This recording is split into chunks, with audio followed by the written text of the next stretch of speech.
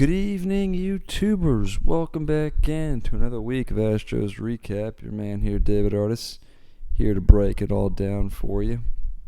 Astros have wrapped up another week in the regular season. We're now into September, so final month of regular season baseball here, but looking to put a cap on things. Division is just about all wrapped up, but looking for the best record, not only in the American League, but if all goes well, all of baseball, which will put us in a very good position going into the playoffs.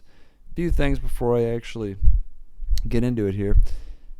My voice might sound a little off today, a little under the weather, so I'm just going to ask to excuse me in the future if you hear coughs or clearing out my throat or anything like that. I got a little cold going on here, so just gonna ask you to excuse me here before I actually start coughing, sneezing, or whatever happens here in the future, but I'll do the best I can. Anyway, very good week, 5-1. So I had 2 in Milwaukee, Monday and Tuesday, and the off day Wednesday, weird off day, and then 4 with Seattle back here at Minute Maid Park. So the only game they lost was a Tuesday game.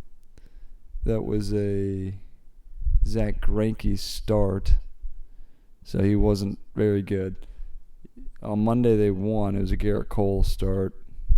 Actually, it's kind of a shame. Garrett Cole should have gotten the win. Let's see here. Pulling up the phone and the app and taking you here to Monday's game. So Osuna blew the lead, which was 2-1 in the ninth. Yelich went deep off of him. And then in the top half of the 10th, Springer hit the go-ahead home run. And Josh James, a guy I've mentioned in previous podcasts about him coming back, playing a significant role in the bullpen, ended up getting the save. But, yeah, that game, red flags with Osuna blowing it. That's was his 6th blown save, I believe, of the year. So, not very good. I mean, he's going to have to be our closer. I mean, you don't have Presley, so I feel like there's not a ton of options or alternative people you can go to. I mean, A.J. Hinch won't be against using a committee approach, but, I mean, I think Presley's just, even though he's one guy, he's very important back into that bullpen. Would probably be the next guy in line to get save chances if Osuna continues to struggle. However, he's out until the postseason at the earliest. So yeah, Garrett Cole definitely deserved to win this game. He went 6 innings, 3 hits, 1 earned run. Walked 2, struck out 14. 14 is basically his average when it comes to strikeouts. So that doesn't surprise me. Even today he pitched, and he gave up 1 run, but he struck out 15. So that's about average for Cole these days. He's going to obliterate any strikeout record for a single season of the Astro ever with those type of numbers. So we'll see there. But he'll easily be over 300 would be my guess by the end of the year. But so they won the game 3-2, but it wasn't a convincing win. I mean, I guess there was resiliency. Sorry, losing the lead and then getting it right back, but it wasn't good seeing Osuna blow what should have been a win for Garrett Cole. And then Tuesday they lose. They fell behind early. It was like 4-1. They lose it 4-2. Zach Greinke gets the loss. ERA over 3.09. His box score did not look too good. 6 innings, 8 hits, 4 runs, all of them earned. Struck out 4. I don't know, Greinke, since coming over, he's underachieved. I don't think that's an understatement. I don't know. I mean, he's had one real good start. Think about all of them. He's had a few starts where I think he's given up 2 runs, but he had one good start in Oakland a few weeks ago. It was on a Sunday where he gave up like 1 run over 6 or 7 innings, which was a big start considering we had lost 5 straight going into that. But that's the only like big game start I can think of when it comes to Greinke. So yeah, he's definitely underachieved since coming over. So we'll continue to watch here. I mean, he's still year 3, so I'd take Greinke against any other team's 3 in a playoff series. Just would, but yeah. So lose that game. I've been calling up people as the days go by. I talked about this.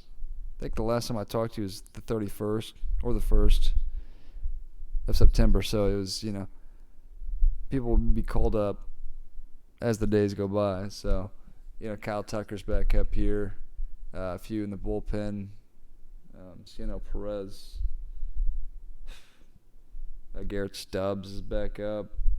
Miles Straw. I think he was already up, but yeah. So I mean, I'm not gonna be able to give you everybody, but if they're actually incorporated in certain games, then you might hear them for the first time. So, but you split that, take the day off Wednesday, come home, and they just completely sweep the Mariners. They're, I think, 16-1 against them this year, and they have 2 more in Seattle in about a week. So let's get the schedule right here. The last week of the year, they play them for 2 games in Seattle. So it's funny because Seattle was the one team that we actually did struggle a little bit against last year. Like, we lost the season series 9-10. And this year it's just been a complete flip and then some, because we're better against them than everybody else in the division. But we have had no trouble playing them this year. Yeah, we lost 1 game in Seattle months ago, and that's been about it. So, yeah, 16-1 against them. So, I mean, we've definitely taken care of business there. And at home, we're just basically unbeatable. I don't know the exact record. Might be able to pull that up here if I have that somewhere. Let's see here.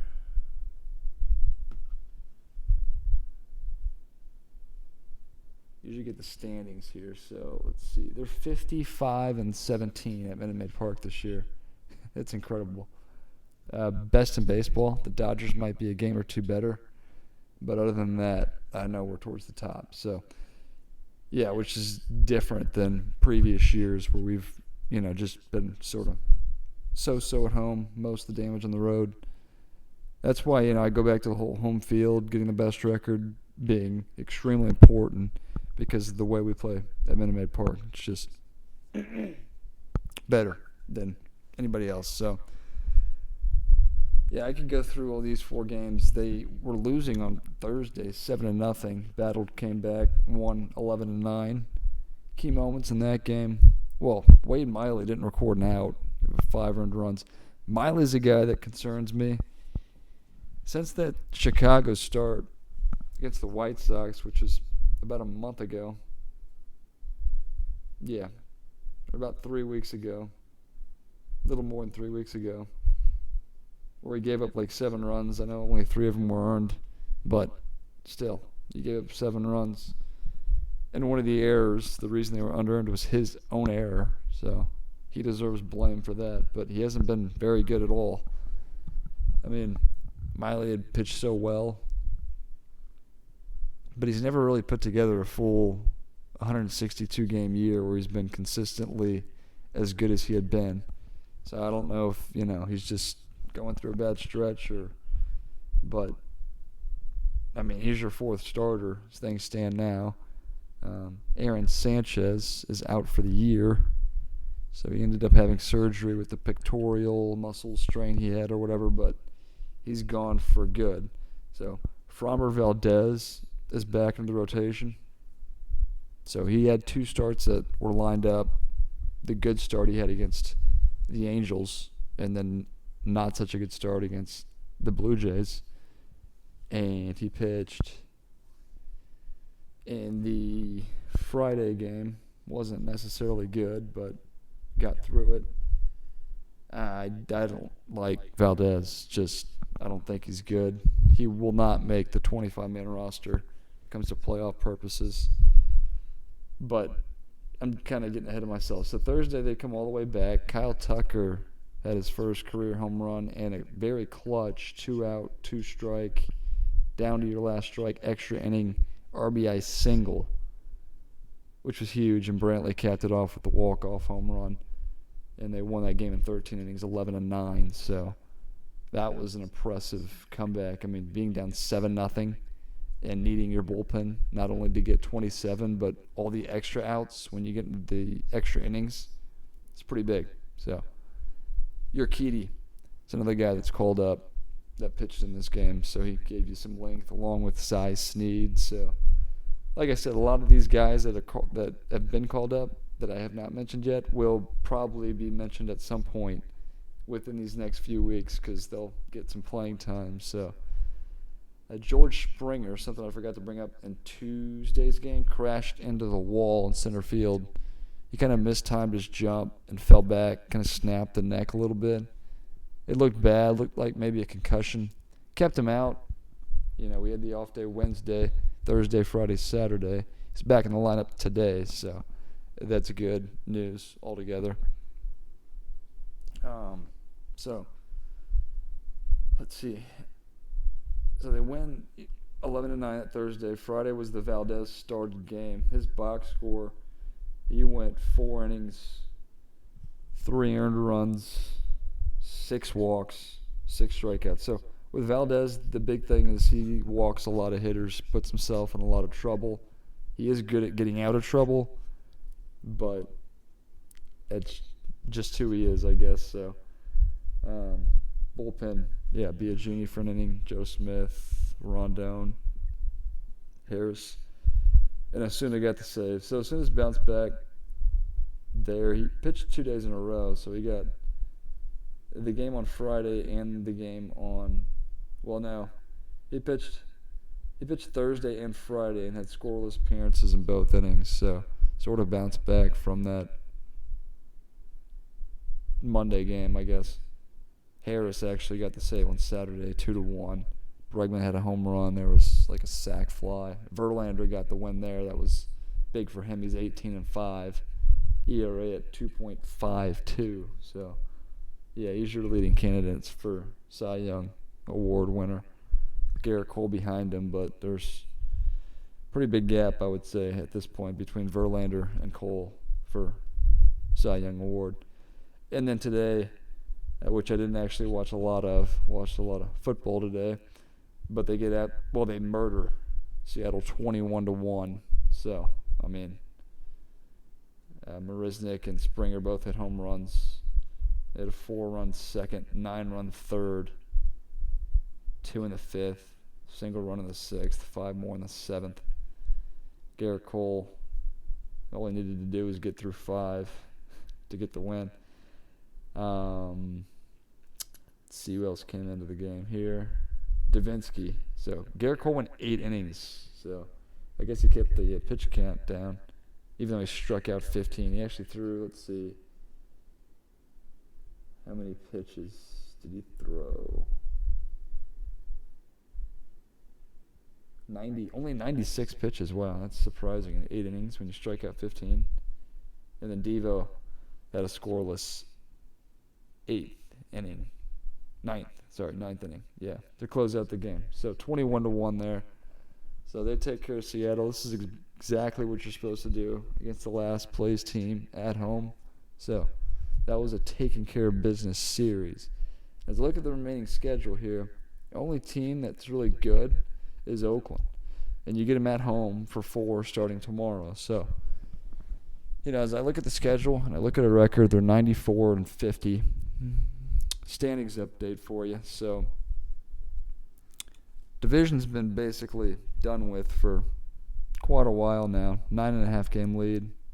Oakland's respectable, 84-59. In fact, they're second in the wild card right now. So, They're in good shape to make the playoffs. Tampa Bay has a game lead for the first wild card spot, and Cleveland is 1.5 games back. Cleveland looks like they're going to slowly fade away.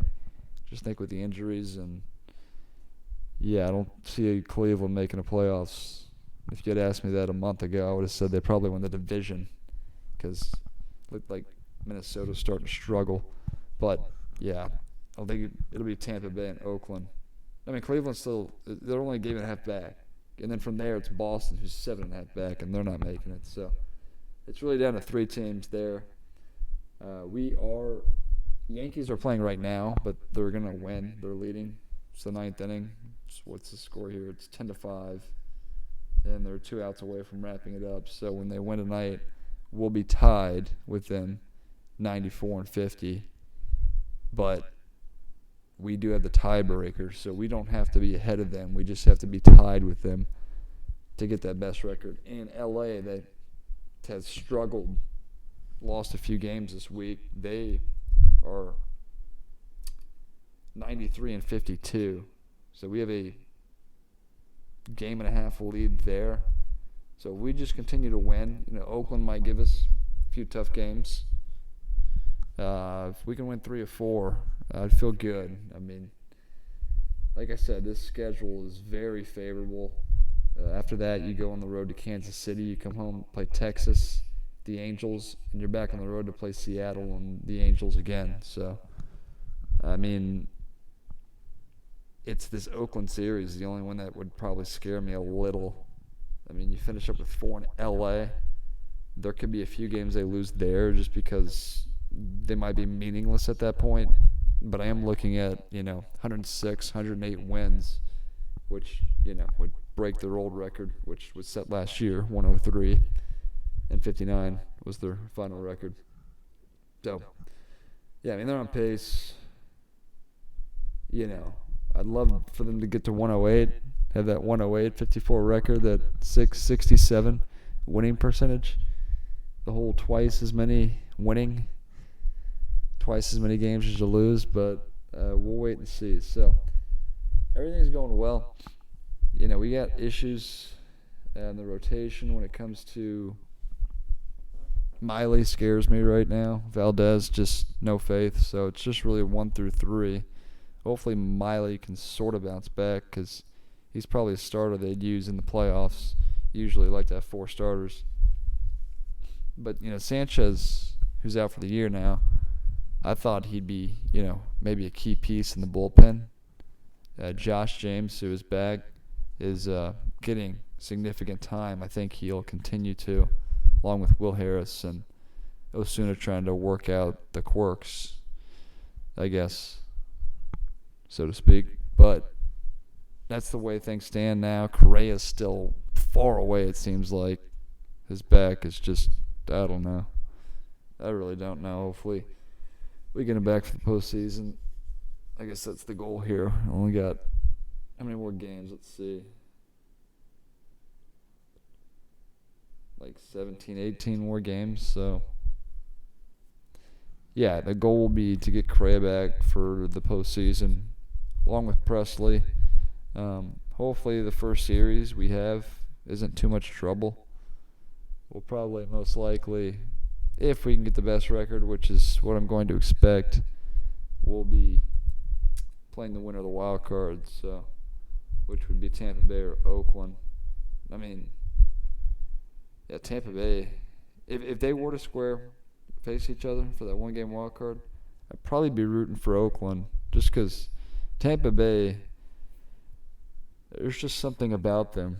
Whether it's at home or on the road, we seem to have trouble playing them. So I would probably feel more comfortable playing Oakland. But, yeah, so that's the way things stand. This upcoming series, 4-game set's going to be important for them. If they can take care of business, take 3 or 4, I'll feel good about a very nice record. But, yeah, so anyway, I'm trying to think if there's really anything else. The Sanchez injury was the big one. Yeah, Correa's far away. People coming up playing.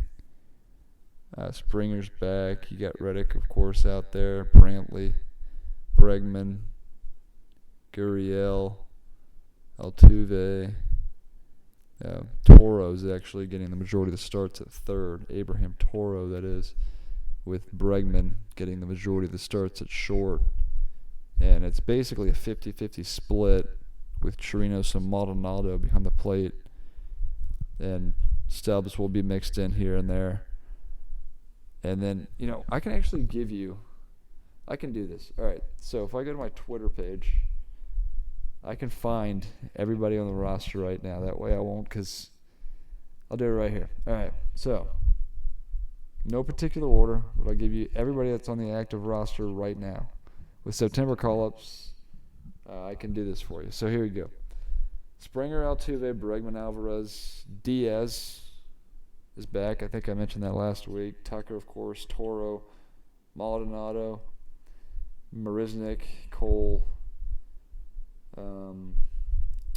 Brantley, Reddick, Garrett Stubbs, Robinson Chirinos, Yuli Gurriel, Miles Straw. The bullpen is where things get really jumbled here. So your lone lefty is CNL Perez, of course Roberto Osuna, Josh James, Will Harris, Chris Stavinsky, Hector Rondon, Abreu, whose first name I can't think of at the moment. He was called up for like a few games, I believe. He's only been up here for a very short time. There was one injury with Rondon, or not Rondon, but so Presley went on the IL, I should say, and then they traded to get Biagini and Sanchez, which sent Abreu, who originally got called up for Presley, sent him back down because of the acquisition. So Abreu's back, Urquidy, Joe Smith, Cy Snead, Joe Biagini, and of course Greinke, Miley, Valdez, and Verlander. So you got 9, 10, 14, 17, 18, 19, 20. You have like 32 on the roster right now. So that was sort of the lineup card for today. So that was kind of the lineup, the pitcher, and then your position players and bullpen there. So, but that's the full roster as things stand now. I don't know if more players will be rolling in or not, but that's the way things stand currently. So, yeah. But again, they're playing very well. So hopefully they continue to do it. Home games, basically taking care of business. So, I mean, they'll have Greinke tomorrow, and then it'll be the tough Miley, Valdez, 4-5, and then back to Verlander to finish the series off. So, watching Greinke will be key tomorrow. Hopefully he can bounce back, but he's had a few rough starts, a few so-so starts, one very good start. So, yeah, he needs to be good in the playoffs. So, that's kind of what we're worried about, is getting healthy. Peacock was shut down for the rest of the year, basically. McHugh went on the IL. I don't know if I mentioned that, but he's on the IL. So, when it comes to bullpen, of course, getting Correa back, Presley back. Presley, I think, he's more important than Correa.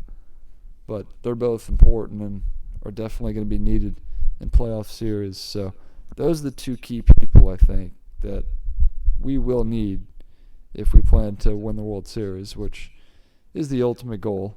So, and home field advantage. But I think they'd take health over home field advantage any day of the week. So that's going to be the key, but still trying to rack up the wins, take care of business. Coming up on 25 minutes here, so I'll sort of wrap things up there.